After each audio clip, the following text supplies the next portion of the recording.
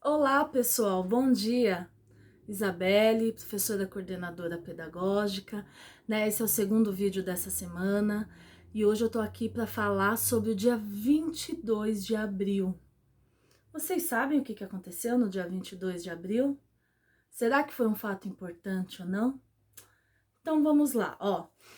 O dia 22 de abril é marcado em nosso país como o Dia do Descobrimento do Brasil. Ou seja, o dia em que os portugueses chegaram aqui no ano de 1500, o que se deu pela expedição de Pedro Álvares Cabral. Essa expedição tinha uma missão dupla, ou seja, duas missões, duas tarefas. E quais eram essas tarefas? A investigação das possibilidades de Portugal na América e a compra de especiarias na Índias. O que são especiarias? Os temperos, os aromas, ok? A chegada dos portugueses no nosso território aqui brasileiro deu origem ao quê? A colonização brasileira. Apesar de que nas primeiras décadas a presença dos portugueses no nosso país foi muito tímida, foi devagarzinho. Por muito tempo, né, acreditados devido aos documentos, algumas características de Portugal, que o Brasil tinha sido descoberto no dia 3 de maio. Mas, né, passado alguns séculos aí, algum tempo, eles descobriram a real data. E a real data foi o quê? 22 de abril, através da carta de Pedro Vaz de Caminha. E como que essas embarcações chegaram aqui no Brasil, né? Portugal mandava sempre grandes navegações para ir para outros continentes, para outros lugares, né? E nessa expedição, o responsável era Pedro Álvares Cabral.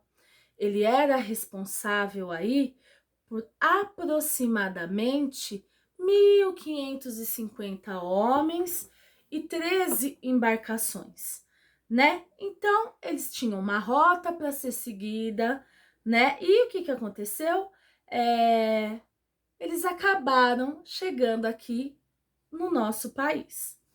A chegada dos portugueses ao Brasil está relacionada com um processo longo, que ficou conhecido, como eu já disse, as grandes navegações. Essas navegações eram realizadas no Oceano Atlântico. E todas essas navegações trouxe o quê? Grandes descobertas, né, para Portugal. Então, Portugal, ele foi o pioneiro na navegação atlântica. Por quê? Porque ele tinha condições para que isso acontecesse, além das questões políticas. Naquela época, Portugal era um país de economia estável, não tinha turbulências políticas, né? Então eles, vamos dizer assim, estavam num tempo tranquilo, né? E Portugal permitiu que um desenvolvimento comercial e tecnológico, que no caso deles eram voltadas para as melhorias náuticas, por isso das embarcações, né? Portugal tinha um comércio muito desenvolvido, porque a capital, a Lisboa, né, Lisboa, tornava um centro comercial importante, né? Na questão do comércio, também estava inclusa a necessidade dos europeus de manter contato com a Índia, região essa que está na Ásia, e que eram obtidas especiarias, que eram na época mercadorias muito valorizadas na Europa. Então eles tinham lá uma rota tradicional que passava por Constantinopla e que tinha sido fechado, né? Mas daí, durante os portugueses passaram a investigar e a investir cada vez mais na navegação atlântica para que eles pudessem encontrar uma rota contornando o litoral do continente africano, né? E quando foi no ano de 1488, finalmente os portugueses conseguiram contornar a costa sul da África. Outro feito realizado por Portugal no período dessas grandes navegações foi a descoberta de locais como Canárias, Madeira, Açores e Cabo Verde. À medida que o oceano ia sendo desbravado, mais eles queriam conhecer, mais cresciam nos portugueses aquele ímpeto de exploração, né? E mobilizava homens como Cristóvão Colombo, genovês, que conseguiu financiamento espanhol. Então, como que aconteceu essa partilha aí da América? A expedição de Cristóvão Colombo resultou na chegada dos europeus à América em 1492. Esse feito chamou a atenção dos habitantes do Velho Mundo e uma disputa diplomática que foi realizada entre portugueses e espanhol. Com isso, chegou-se ao Tratado de Tordesilhas. Que nome confuso, o que será que era esse Tratado de Tordesilhas? Era um acordo realizado entre duas nações, que dividiu todas as terras a serem descobertas, com base numa linha imaginária estipulada a 370 léguas a oeste da linha de Cabo Verde, né? Depois que eles contornaram a costa sul do continente africano, os portugueses enviaram aí uma expedição para a Índia e logo organizaram aí uma outra expedição que era capitaneada por Pedro Álvares Cabral. Então, Pedro Álvares Cabral era responsável pela rota, pela orientação desse pessoal, perdão aí da tosse. Então, abaixo dele aí do Pedro Álvares Cabral, estavam outros 13 capitães, cada qual liderando uma embarcação específica. A folha aqui grudou. A expedição de Cabral foi pensada com o objetivo do quê? De comercializar com a Índia, mas também para averiguar quais as possibilidades de Portugal na América. Então, eles saíram do Rio Tejo, em Lisboa, né, no dia 9 de março de 1500. A expedição seguiu diretamente até Cabo Verde, chegando lá no dia 22 de março. Depois disso, seguiu viagem adentro, né? E quando foi no dia 21 de abril, os marinheiros que estavam presentes nessas embarcações avistaram algas marinhas. E o que isso significa? É um sinal de que tinha o quê? Terra se aproximando, né? Então, na manhã do dia 22 de abril, foram avistados pássaros e no final desse dia foi visto o Monte Pascoal. Em 23 de abril de 1500, Cabral autorizou um grupo de homens a ir para a terra, explorar o que tinha lá, ver o que tinha, se tinha potencial para ser desbravado, né? Lá eles tiveram contato com os nativos e esse foi o primeiro contato dos portugueses com os indígenas. Esse momento foi pacífico e contou com a troca de presente entre os dois lados. Os portugueses permaneceram no Brasil até 2 de maio, quando então as embarcações partiram para Calicut, na Índia. Antes disso, em 26 de abril, foi realizada a primeira missa em território brasileiro. A notícia do achamento da terra logo foi enviada ao rei Dom Manuel I. E o principal documento que prova essa data, que prova essa conquista dos portugueses, é uma carta escrita por Pero Vaz de Caminha. Durante muito tempo, acreditou-se no Brasil que a data de chegada era 3 de maio, porque eles não tinham acesso livre à carta de Pero Vaz de Caminha.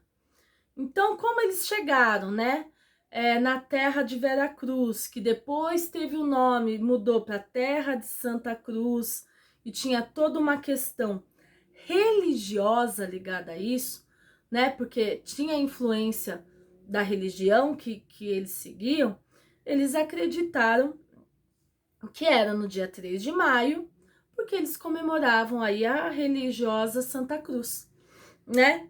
Só mais tarde, quando o padre Manuel de Aires, lá para 1817, ele encontrou a carta de Pero Vaz de Caminha. E daí que foi constatado que realmente o Brasil foi descoberto no dia 22 de abril. Para finalizar, então dia 22 de abril é feriado? Atualmente não. Até o ano de 1930, 22 de abril era considerado um feriado nacional. Porém, a partir de 1930, né, o atual governador, que era o Getúlio Vargas, o atual governo do Brasil, que era Getúlio Vargas, ele aboliu alguns feriados do nosso calendário, né? Então, como que fica o nosso calendário atualmente? Atualmente, os feriados nacionais são delimitados por duas leis. A Lei 10.607, de 19 de dezembro de 2002, e a 6.802, de 30 de junho de 1980. Então, por meio dessas duas leis, ficou estabelecido 8 dias de feriados nacionais fixos. E o dia 22 de abril não está entre eles. Então, resumindo, como foi dito aí, o dia do descobrimento já foi considerado um feriado nacional, mas a sua comemoração não era em 22 de abril, mas sim 3 de maio, devido a toda característica, toda situação, toda influência da religião em relação a isso, né? O que aconteceu? Esse feito da descoberta das datas, de ser feriado, de não ser feriado, foi feito pelo governo provisório, que assumiu o país após a proclamação da República por meio do decreto número 155B, de 14 de janeiro de 1890, certo? Então, os historiadores, eles argumentam que o motivo provável para o feriado, né, naquela época, ser em 3 de maio e não em 22 de abril, como realmente foi, seria para não ter 2 feriados seguidos. Dia 21, dia do Tiradentes, e dia 22, descobrimento do Brasil. Com isso, os governantes daquela época optaram por escolher a data falsa, vamos se dizer assim, para a comemoração da chegada dos portugueses.